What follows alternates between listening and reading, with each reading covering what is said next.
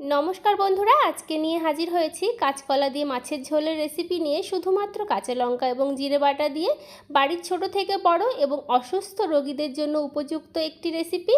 তো বন্ধুরা, এই রেসিপিটা যারা এখনও ট্রাই করেননি, এই স্বাস্থ্যকর রেসিপিটা আপনাদের বাড়িতে ট্রাই করার অনুরোধ রইল। তো চলুন রেসিপিটা আমি কিভাবে করছি আপনারা দেখতে থাকুন। তো দেখুন বন্ধুরা, এখানে আমি 3টে কাঁচকলা নিয়েছি। আর এখন বর্ষাকাল, এই সময় কিন্তু কাঁচকলা খাওয়া ভীষণ ভালো। তো কাঁচকলাগুলো আমি কেটে নিয়ে ফিরে আসছি। তো কাঁচকলাগুলো আমি একটু বড় বড় করে খোসা ছাড়িয়ে কেটে নিয়েছি, সাথে আলুও নিয়েছি, ভালো করে ধুয়ে পরিষ্কার করে নিয়েছি। কাঁচকলা যাতে কালো না হয়ে যায় তার জন্য হলুদ দিয়ে মেখে নেব। কাঁচকলার আলুগুলোও একসঙ্গে মেখে নিচ্ছি। তো আপনারাও চেষ্টা করবেন একটু হলুদ দিয়ে মেখে নেওয়ার। তো হলুদ দিয়ে মাখা থাক কিছুক্ষণ। এবারে যেহেতু মাছ দিয়ে আমি এই কাঁচকলার ঝোলটা করব, তার জন্য এখানে আমি রুই মাছ নিয়েছি। আপনারা যে কোনো মাছ দিয়ে কিন্তু এই রেসিপিটা করতে পারবেন। এবারে মাছগুলো ভালো করে ধুয়ে নিয়েছি। নুন হলুদ দিয়ে রুই মাছগুলো ভালো করে মেখে নেব। তো মাছগুলো আমার ভালো করে মাখা হয়ে গেছে।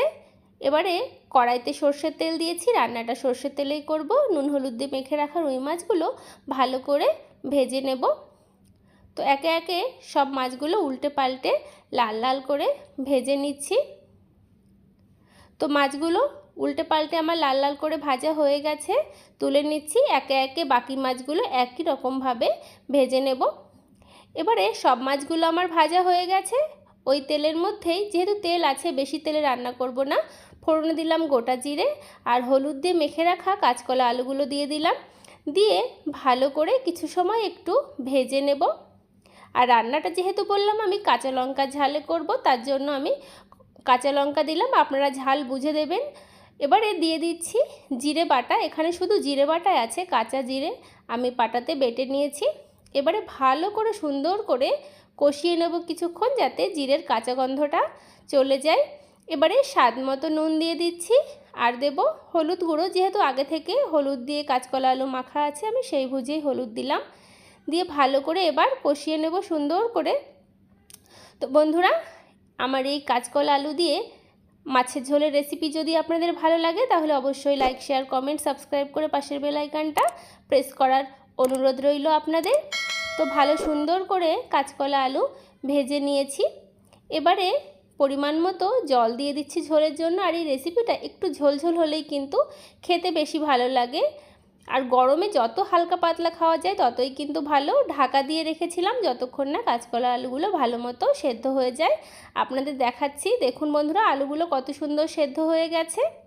এবারে ভেজে রাখা রুই মাছগুলো একে একে দিয়ে দিচ্ছি। আপনারা কিন্তু যে কোনো মাছ দিয়েই কিন্তু এই রেসিপিটা করে খেতে পারেন। অনেকে তো অনেক রকমভাবে এই কাঁচকলা আলুর ঝোল করেন মাছ দিয়ে। আমি কিভাবে করি সেটাই আপনাদের সঙ্গে শেয়ার করছি। তো মাছগুলো দিয়ে ভালো করে একটু মিশিয়ে নিচ্ছি। এই রান্নাটা কিন্তু বাড়ির ছোট থেকে বড় অসুস্থ রোগীদের জন্যও কিন্তু ভীষণ উপযোগী। সেক্ষেত্রে আপনারা লঙ্কা একটু কম দিতে পারেন। তবে আমি যে লঙ্কাগুলো দিয়েছি, এই লঙ্কাগুলোতে ঝাল খুবই কম, তো সেই বুঝে আমি লঙ্কাগুলো দিয়েছি। আলু কয়েকটা ভেঙে দিচ্ছি যাতে ঝোলটা একটু ঘন হয়, খুব বেশি ঘন না, একটু ঘন হবে। আর ঝোলটার টেস্টও ভালো হবে একটু আলু ভেঙে দিলে।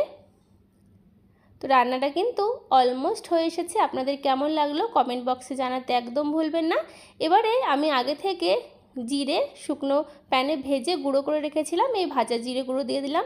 আর ভাজা জিরে গুঁড়ো দেওয়ার পরে এই ঝোলের ফ্লেভার এবং টেস্ট সম্পূর্ণ বদলে যাবে, আর খেতেও ভীষণ সুস্বাদু হবে। তো দেখুন একটু ভালো করে মিশিয়ে নিয়েছি।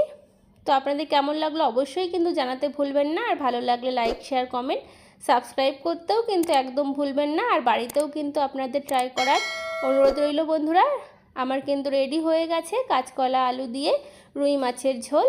আপনাদের কেমন লাগলো বাড়িতে অবশ্যই ট্রাই করবেন। কালারটা দেখুন কত সুন্দর হয়েছে। এই গরমের দুপুরে বা বর্ষার দুপুরে যদি এরকম কাঁচকলা আলু দিয়ে রুই মাছের ঝোল থাকে, তাহলে আর কি চাই, এক থালা ভাত কিন্তু নিমেষেই উঠে যাবে। তো আপনারা সকলে ভালো থাকবেন, সুস্থ থাকবেন। দেখা হবে অন্য ভিডিওতে। ধন্যবাদ।